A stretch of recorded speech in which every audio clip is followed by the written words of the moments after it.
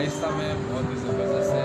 यहाँ का मैनेजमेंट जो है, यहाँ के जो स्टूडेंट्स है, जिस हिसाब से बच्चों को पढ़ाया जा रहा है, जिस हिसाब से यहाँ का माहौल है, इंफ्रास्ट्रक्चर है, सब कुछ बहुत अच्छा है। हमारे सर की बहुत अच्छी मेहनत है माशाल्लाह, उनको तारीफ़ करना चाहूँगा। प्रिंसिपल से हम मिले सुबह, उनकी भी माशाल्लाह बहुत ज़बरदस्त है, और अभी उनके जो स्टाफ है उनसे हमने मिले, बहुत अच्छा लगा माशाल्लाह। कैपिटल यही कहना चाहूँगा, बहुत लकी स्टूडेंट्स है जो यहाँ पर पढ़ रहे हैं।